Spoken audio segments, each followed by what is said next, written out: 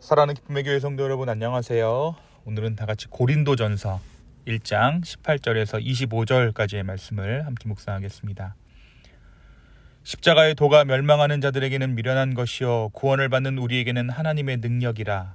기록된 바 내가 지혜 있는 자들의 지혜를 멸하고 총명한 자들의 총명을 폐하리라 하였으니, 지혜 있는 자가 어디 있느냐? 선비가 어디 있느냐? 이 세대의 변론가가 어디 있느냐? 하나님께서 이 세상의 지혜를 미련하게 하신 것이 아니냐? 하나님의 지혜에 있어서는 이 세상이 자기 지혜로 하나님을 알지 못하므로 하나님께서 전도에 미련한 것으로 믿는 자들을 구원하시기를 기뻐하셨도다.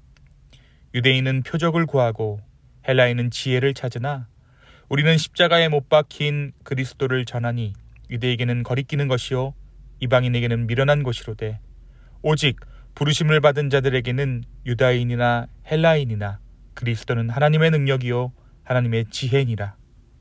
하나님의 어리석음이 사람보다 지혜롭고 하나님의 약하심이 사람보다 강하니라. 아멘. 오늘부터 우리가 고린도전서의 말씀을 아침마다 묵상합니다. 고린도전서는 사도 바울이 고린도 교회에 보낸 편지죠. 제2차 선교 여행 중 바울이 고린도의 교회를 세운 후에 에베소에 머무르던 중에 고린도 교회에 생긴 여러 문제들에 대해서 듣게 됩니다. 그리고 편지를 쓰게 되죠. 고린도는 당시 로마 제국에 의해서 상업과 문화의 중심지였습니다. 다양한 철학과 종교, 심지어 음란함과 물질주의까지 혼합되어 있던 도시가 바로 이 고린도였습니다. 이런 도시 안에 세워진 고린도 교회는 외적으로는 은사가 풍성하고 열정적인 공동체였지만 내부적으로는 분열과 교만, 윤리적인 타락, 신앙적인 혼란이 가득했던 교회였습니다. 오늘 우리가 묵상하는 고린도전서 1장은 이 편지의 서론에 해당하죠. 고린도 교회가 직면한 핵심 문제였던 분열에 대해 바울이 언급하는 장면으로 시작됩니다. 그는 고린도 교회 안에서 나는 바울에게, 나는 아볼로에게, 나는 게바에게, 나는 그리스도에게 속했다라고 주장하는 파당들이 있다는 소식을 듣고 교회 안의 분열을 책망합니다. 그리고 그 문제의 근원을 따라가다 보면 결국 그들의 관심이 십자가의 복음이 아닌 인간의 지혜와 어떠한 탁월함에 쏠려 있다는 사실을 지적하게 됩니다. 바로 그러한 맥락 안에서 오늘 본문인 고린도전서 1장 18절부터 25절까지의 말씀을 통해 바울은 십자가 복음의 본질을 분명하게 드러내고 있습니다. 그는 먼저 십자가의 도가 멸망하는 자들에게는 어리석어 보이지만 구원을 받는 우리에게는 하나님의 능력이라고 선언합니다. 당시 헬라 문화에서는 지혜, 그러니까 철학적인 사유와 어떤 수사학적 탁월함이 큰 가치를 지니고 있었습니다.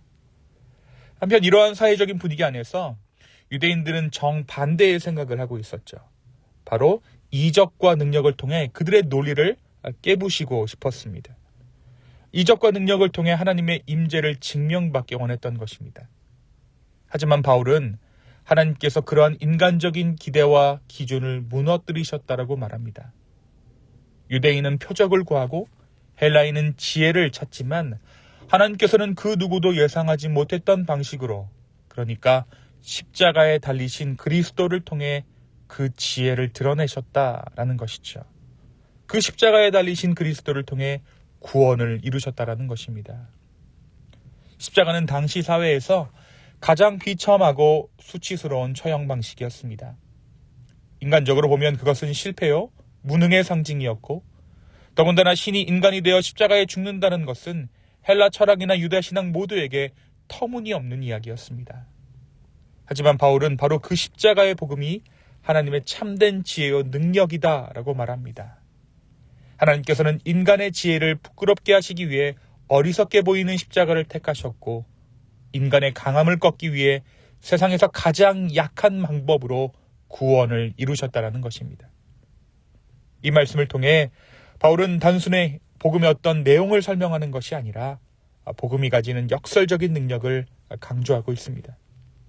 십자가가 실제로 세상적으로 어리석은 것 같지만 구원 얻는 이들에게는 하나님의 구속과 회복의 능력이 된다. 바울은 이것을 통해 고린도 교회가 자신들의 지식과 말재주, 철학적 분별을 자랑하기보다 오직 그리스도의 십자가만을 자랑하는 공동체로 서야 함을 선포하고 있는 것입니다. 사랑하는 성도 여러분, 오늘 말씀은 우리에게 무엇을 말해주고 있습니까?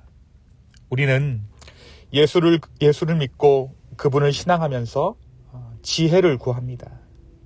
그런데 그 지혜가 세상 지혜의 연장선상에 있을 때가 많이 있죠. 모든 말을 꿰뚫는 촌철살인의 말이나 모든 상황을 아우를 수 있는 실제적인 지혜가 바로 우리가 그리스도를 믿는 가운데 얻기 원하는 지혜인지도 모르겠습니다. 세상은 똑똑한 사람을 원합니다. 말 잘하는 사람, 이치를 정확히 분석하고 설명할 수 있는 사람, 논리와 경험으로 상대를 설득하는 사람을 지혜롭다고 여깁니다. 그리고 많은 경우 우리도 그런 지혜를 그리스도 안에서 얻기 원한다라는 것입니다. 믿음의 틀 안에서 세상에서 통하는 실용적인 지혜를 우리가 얻고자 하는 것이죠. 하지만 오늘 본문에서 바울은 지혜의 본질에 대해 말합니다. 바울은 우리가 기대하는 세상의 지혜와 하나님께서 우리에게 주신 십자가의 지혜가 전혀 다른 성질의 것임을 강조합니다. 십자가는 세상 기준으로 보면 어리석음입니다.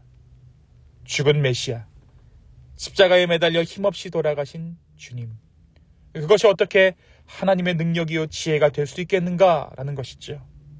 하지만 하나님께서는 세상의 지혜로는 결코 도달할 수 없는 방식으로 역사하셨습니다. 십자가, 바로 그 약하고 무력해 보이는 자리에 하나님의 지혜와 능력이 드러났습니다. 오늘 이 아침 진정한 지혜가 무엇인가를 우리가 깨닫게 되기를 소망합니다. 그리고 바로 우리 안에 있는 그 십자가의 지혜로 오늘 하루를 살아갈 수 있는 저와 여러분 되기를 예수님의 이름으로 축원합니다. 또한 오늘 말씀 우리에게 내 방식이 아닌 하나님의 은혜를 기대하게 합니다. 하나님께서는 인간의 기대와 기준을 넘어서는 방식으로 역사하십니다. 그분의 지혜는 우리의 지혜보다 크고 그분의 어리석음조차도 사람보다 지혜롭습니다. 바울은 이 진리를 통해 고린도 교회가 분열과 교만, 그 모든 것들을 벗어내고 다시금 십자가의 중심의 신앙으로 돌아오기를 바랬습니다. 내 방식, 내 뜻의 결과가 아닌 하나님의 은혜를 구하는 것, 내 믿음의 주도권을 기꺼이 드리는 것, 내 뜻의 결과가 아닌, 내 방식의 결과가 아닌 하나님의 은혜의 결과를 기대하는 것, 그것이 바로 바울이 원했던 모습인 것이죠. 그리고 그 모습이 바로 오늘 우리의 모습이어야 할 것입니다. 내 믿음의 주도권을 기꺼이 주님께 드릴 때 주님은 그 지혜를, 그 은혜를 우리 가운데 풍성히 부어주실 것입니다. 십자가는 인간의 계산으로는 이해할 수 없는 길이지만 그 안에 하나님의 지혜가 있고 하나님의 능력이 있습니다. 우리가 그 십자가 앞에 무릎 꿇고 우리의 지혜를 내려놓고 주님의 뜻을 따르기로 결정할 때 그 자리에서 은혜의 능력이 시작됩니다. 이 사순절, 이러한 우리 주님의 은혜를 충만히 누릴 수 있는 저와 여러분, 기쁨의 교회 되기를 예수님의 이름으로 축원합니다. 이 시간 함께 기도하시겠습니다. 사랑과 은혜의 주님 감사합니다. 오늘 이 아침 우리가 다시 한번 우리의 지혜를 내려놓고 우리의 명철을 내려놓고 주 예수 그리스도의 지혜, 주님의 은혜를 구합니다. 십자가의 그 은혜가 온전히 내 삶 가운데 있음을 고백합니다. 그리고 그 지혜로 말미암아 오늘 하루를 살아내기를 원합니다. 주여 우리 가운데 역사하여 주시옵소서. 감사합니다. 이 모든 말씀 예수님의 이름으로 기도하였습니다. 아멘.